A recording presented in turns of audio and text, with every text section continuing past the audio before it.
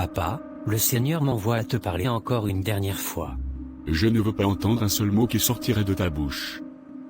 Tu crois pouvoir m'amadouer avec ton don de voyance? Je ne suis pas né de la dernière pluie petit.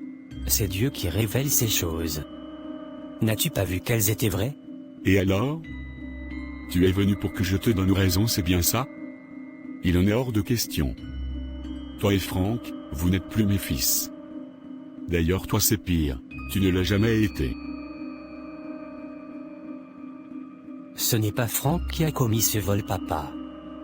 Je ne te demande pas de m'accepter comme ton fils, mais plutôt d'ouvrir ton cœur au Seigneur, car il est le seul qui pourra te sauver de la mort.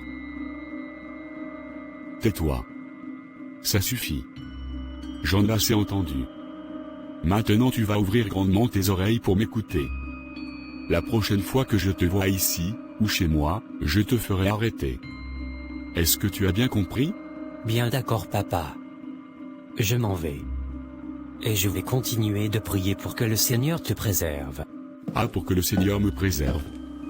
N'importe quoi. Ne reviens plus jamais, tu m'entends? Plus jamais.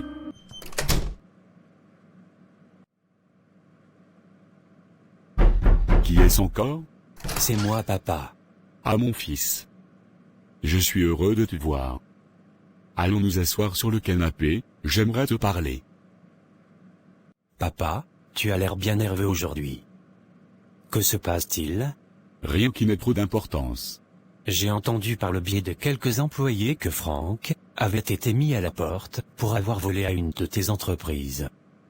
Et il y a plusieurs journalistes au bas de l'immeuble aussi, papa. Qu'est-ce qui se passe? Il se passe ce que tu as entendu. Je ne tolère pas le vol au sein de mes entreprises.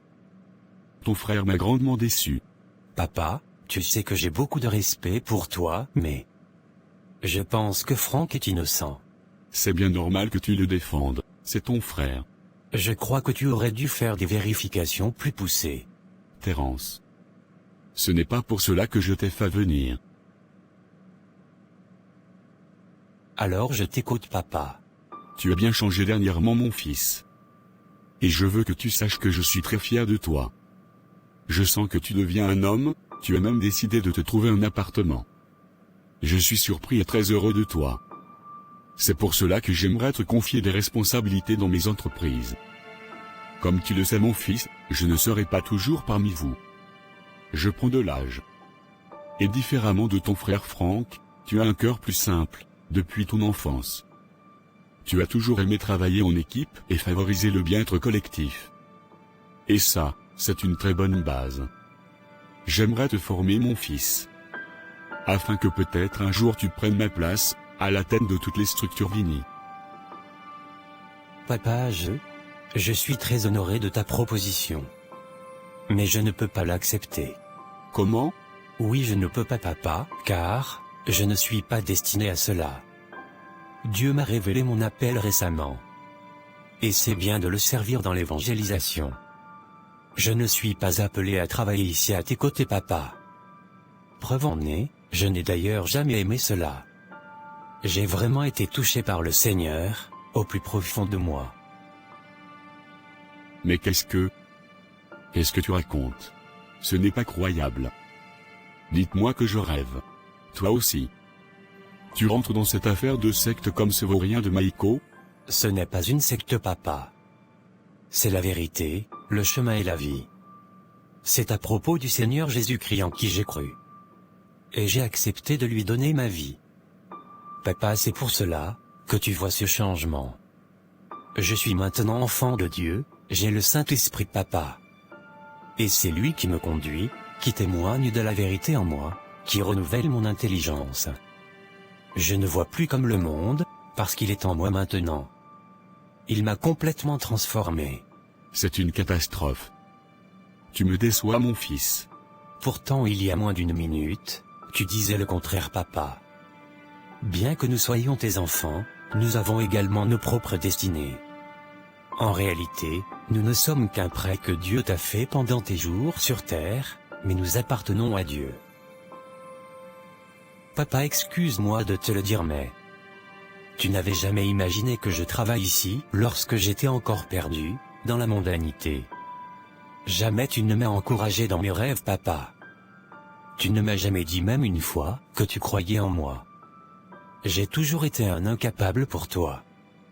C'est vrai que nous n'avons manqué de rien. Et je serais ingrat de ne pas le reconnaître, car tu nous as tout donné, papa, en termes des biens matériels. Mais à côté de cela, pour ma part, tu n'as jamais vraiment pris le temps de me connaître, de passer du temps avec moi, pour connaître mes rêves, mes aspirations. Aujourd'hui tu me dis que tu es fier de moi, parce que j'ai changé, papa. Pourtant même dans mes incapacités, Dieu m'a dit qu'il m'aimait et qu'il avait des projets merveilleux pour moi malgré mes fautes. Je te dis tout ceci pour te manquer de respect, papa. Tu sais que j'ai beaucoup de respect pour toi. Je veux que tu vois que ce qui s'est passé dans ma vie ne peut pas être simplement la conséquence d'une décision que j'ai prise moi-même un bon matin en me réveillant. Non. C'est beaucoup plus fort que cela, papa. J'ai réellement été transformé par la puissance de la parole. Derrière mon apparence extravagante, se cachait un jeune homme qui n'avait pas confiance en lui et qui n'avait pas beaucoup d'estime personnelle. Mais quand le Seigneur est venu dans mon cœur, il m'a dit que j'avais du prix. C'est extraordinaire, papa. Il faut le croire. Ça suffit. Je ne sais pas ce que j'ai fait au monde pour mériter des fils comme vous. Vous me décevez. Donc tu préfères suivre des croyances avec des dieux invisibles, plutôt que de soutenir ton père, au soir de sa vie. Quel ingrat tu es, tout comme les autres. Papa, je ne voulais pas te faire de la peine. Mais je ne peux pas aller en l'encontre de la volonté de Dieu, uniquement pour te plaire. Malgré mon grand respect pour toi. Ça suffit. Tout ça n'a plus de sens. Tu peux t'en aller. Merci. Papa, Non. Je t'ai dit de partir. Sors d'ici. Incroyable. Quel mal ai-je fait pour mériter un tel désordre dans ma famille? Il m'a quitté, Maïko, il m'a quitté sans rien me dire. Sans rien m'expliquer. Je n'ai rien fait de mal et il m'a quitté juste comme ça. Pourtant j'étais irréprochable, Maïko. Ne pleure pas, Sharon. S'il est parti comme ça, peut-être qu'il ne te méritait pas tout simplement. Ou peut-être que Dieu te préserve aussi.